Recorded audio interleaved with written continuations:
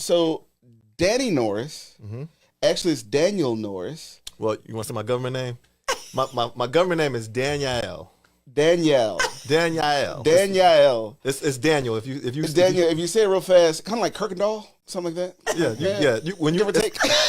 If you look up Daniel before they had I, there was a Y. Okay, so it's Danielle Norris. Or Danny. I forgot where I met you, but like just a stand-up guy. Before he was a trustee, you probably are still adjunct at Texas Southern School of Law. Not lately, no. Not lately. But I was for like 12 years. So you were Harris County Department of Education trustee. And just all around Comic-Con fan. That's my wife. My wife's book. My wife writes books, and that was the thing. I didn't know she wrote books. She has like 17 now, so she has a lot of books. So we used to do the Comic-Con circuit. Before I got in public office, and I had to stop wearing all the crazy outfits for her books, advertising her books. So you should. You're doing it with your wife. Well, yeah, no, it's all good. But good. But that was the thing for this last election. I could talk about that. That's a whole. Oh, that's crazy. See, you should have called me. I could have showed you how to shoot back. But anyway, another story.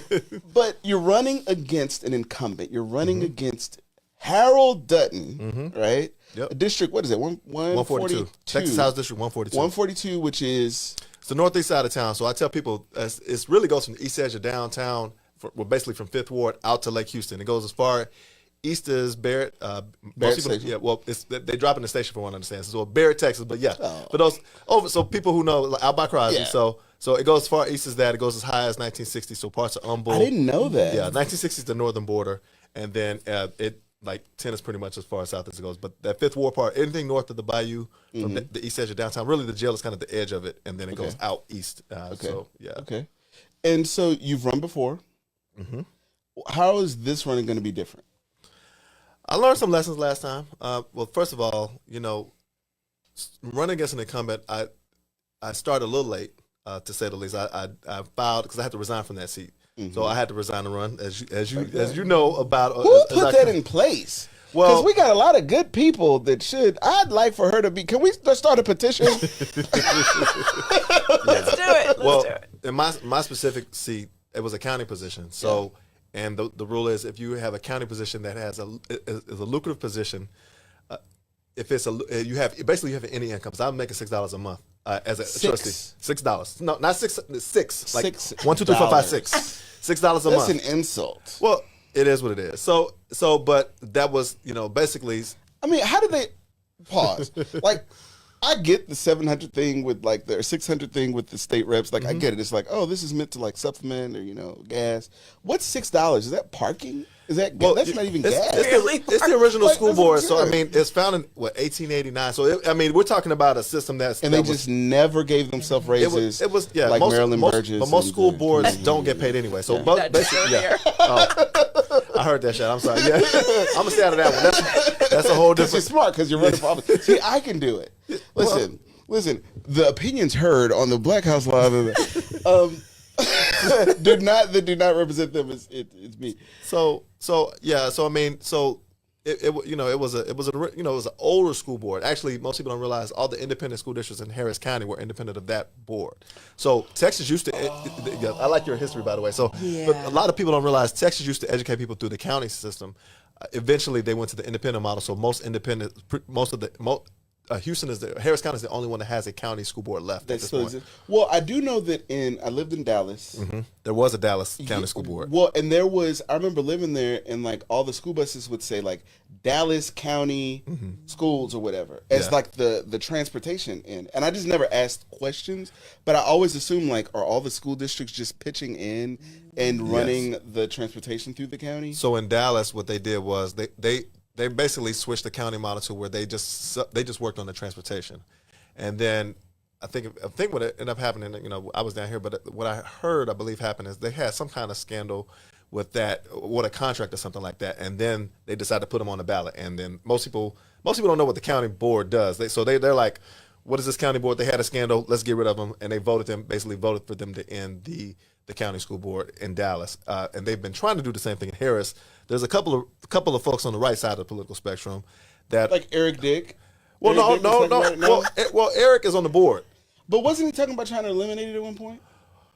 I think at some point, well, there was a whole bunch of people. Actually, I think Eric has kind of changed his tune on that one. But yeah, I think he at one point. Yeah. So a lot of the people, the Republicans were, let's end this school board. Their claim was that it duplicated services, and which is not necessarily true. So what Harris County decided to do was, what are the gaps in the county in the education system in Harris County? How do we fill those gaps? So that's why there's like the alternative schools things. We had the kids that, like, if you get kicked out of your alternative program, we got the kids before they went to juvie. Like, we had the two special needs schools. So you had the kids that have either physical or emotional disabilities. We had people come as far as Brenham trying to send their kids because they're like, we don't have anything like this. So yeah, you have all different types, and then we had a sobriety school. So there was two schools for kids with disabilities. One was an alternative program, and then one was a sobriety school. And those were kids who were like, you catch a kid vaping a few times. They might not be the most disruptive kid, but they might have a substance issue. And then how do you address that? So, and that was something nobody was doing. So not unless you're gonna pay a lot of money. So that was a public service for the schools for that. So a lot of those things. So that was good. That was good work. After we flipped the board, that was another thing. It's a partisan board. That was a difference too. Most school boards are independent. I mean, most school boards are nonpartisan. So we had to run as Democrats and Republicans. So when I got on that board, it was 5 Republicans, and there was 2 of us that were Democrats. So we were outnumbered. They were, trying to shut the place down. They were going one year when I first got on the board president went testified in the legislature to shut us down. It was very interesting. So, and then by the end of my first year, he resigned to run for state rep. One of the other moved out of his district, so we had the votes and then. We flipped the board, and all of a sudden it was 4-3, and then by the time I left, it was 6-1. Wow! So then we started doing things like adult education building. We had expanded all the different programs to make sure that we addressed some of the issues that were going on. So got a chance to do some things. So my plan was kind of the same thing in the legislature, because everybody said, well, why the heck you want to go to Austin? You outnumbered. What do you have a high tolerance for pain just to go and get beat up every session like that? So it was like, well, I kind of did that for a little bit. I kind of know the route, and it's and while I was there, I was actually the first African American president. I didn't realize that either. Wow. African American board president, so 130 something years. That was. If you think about it, it makes sense though. Yeah, but I was like six months into the term, and we finally realized, wait a minute, has there been a black board president? It's like, oh, maybe not. Oh, I guess I'm the first. So, but one of the things I realized on that board was that we had some of the most challenging aspects, some of the most challenging students. But what you can do. The HISD takeover was happening at the same time in the background. The whole time it was simmering when I was running for the board, and it happened my last year on the board, and they were all in district. I represented precinct 1, which is the same precinct as Rodney Ellis. I represented that precinct on that board, and all the big black neighborhoods were the ones that had the schools that were in danger. Wheatley ended up being the school that was a trigger, and Wheatley, and then they cited Kashmir as well. But one of the things I realized when they had, you guys were talking about the cancer cluster, all those things that happened in my district. In the same district that's been represented by the same person since 1984. I'm sorry, 85. He got elected at 84. You know where I was in 85? Where? Thought of. I was like, were you born? Thought of. Yeah. And y'all see this gray in my beard? Gray in my beard. And somebody been sitting in that seat since before I was born.